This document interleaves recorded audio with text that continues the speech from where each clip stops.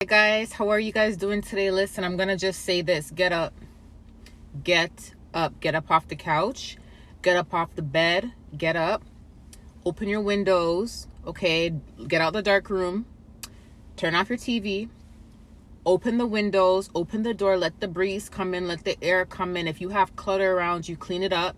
Get up, clean it up, put on some music, put on some worship music, put on some praise music, put on some music, something to get you going, something that uplifts you, cheers you up, motivates you. Get up, get up, get up. This is your life. You have generational curses to break, okay? Or you have a generational curse to break. You have to understand something. Your children depend on you. Your future children depend on you. The next generation is depending on you, okay? You have harvested a whole new tree, but the tree may not have any branches yet. The tree may have branches, but there may not be no fruit yet. There may just be leaves. How do you expect the tree to grow fruits and leaves if you're not even watering it? You got to get up and water that tree. Okay. Here, the reason why I'm saying this is because I don't even like talking about dreams like that. God gives us dreams, yes. But like I always say, when it comes to prophetic dreams, I always get them confirmed because dreams can be twisted. Dreams can be your desires. You get what I'm saying? Dreams could be your thoughts, things that you think about before you go to bed. Dreams could be obsessions. Dreams could be anything, right? So I always have to get confirmation from God if I talk about any type of dreams. And I told you guys this from the past, right?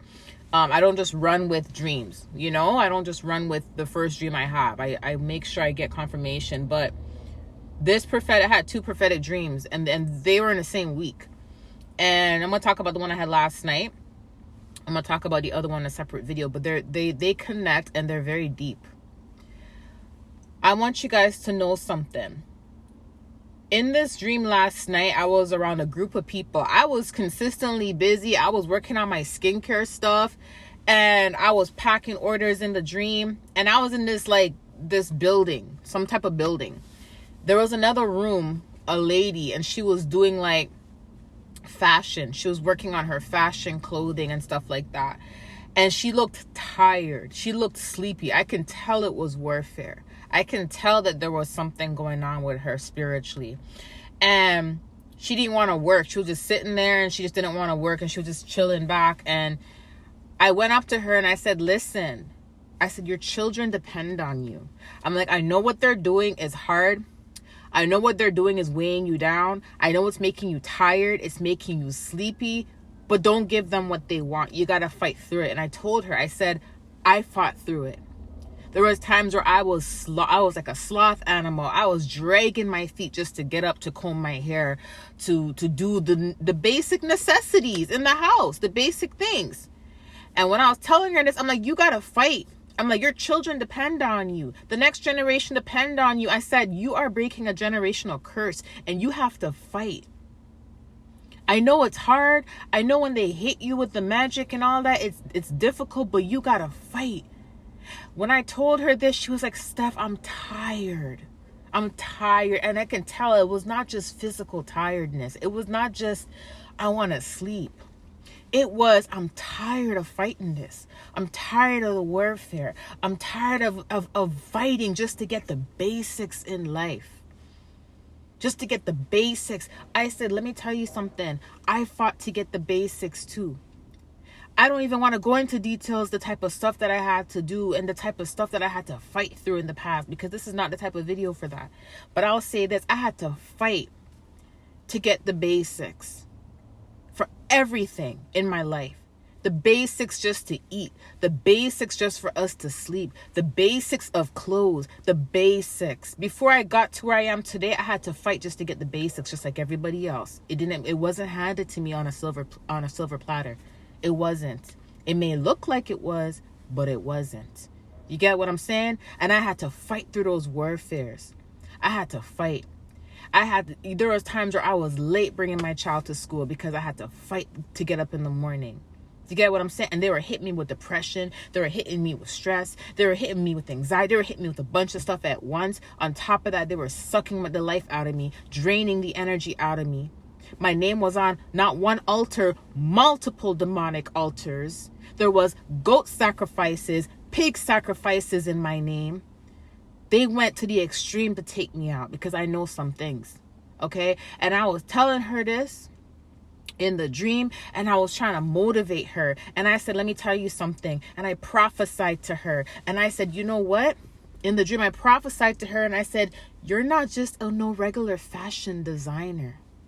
You're not just no regular stylist.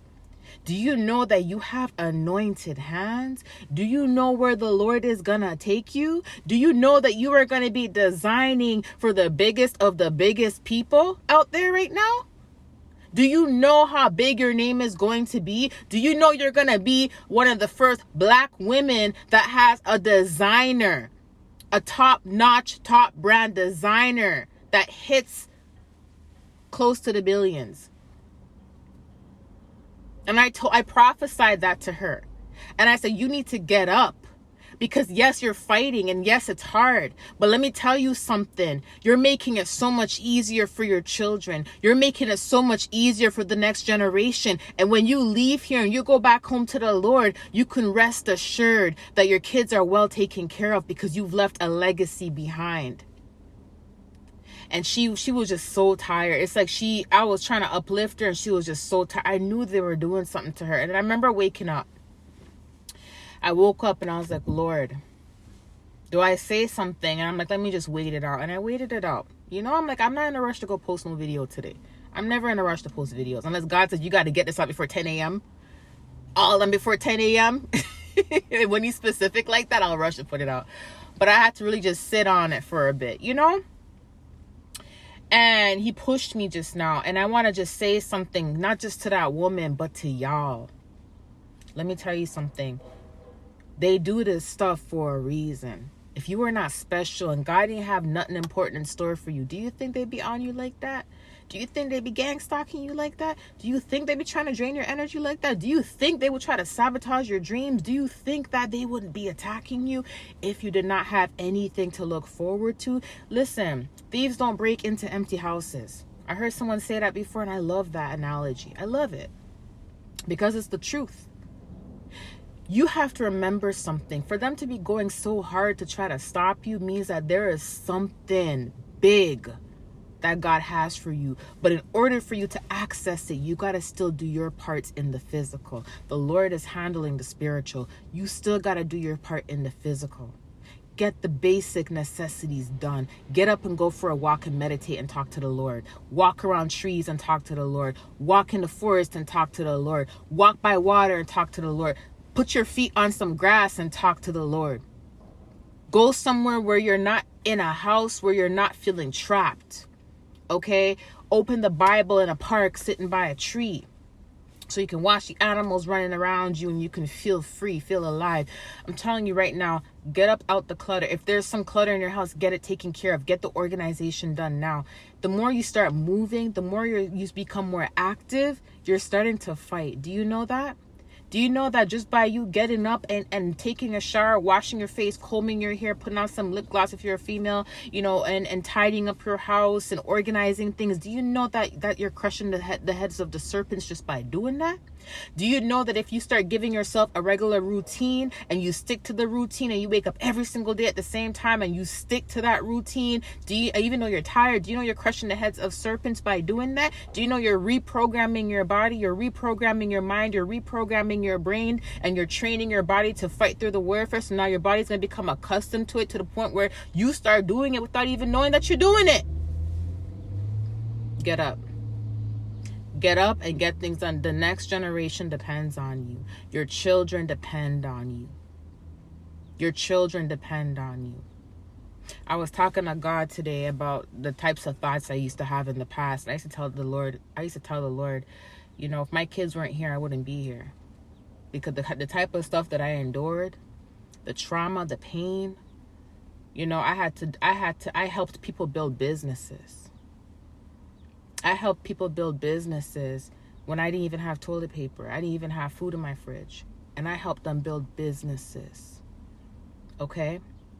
And I told the Lord, you know, and I was thinking about it and I told the Lord, I said, you know what? If my kids weren't here, I probably wouldn't be here. And the Lord said, stop it. You would. You would.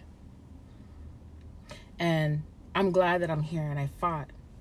I fought to get the basics. You can fight too. Get up.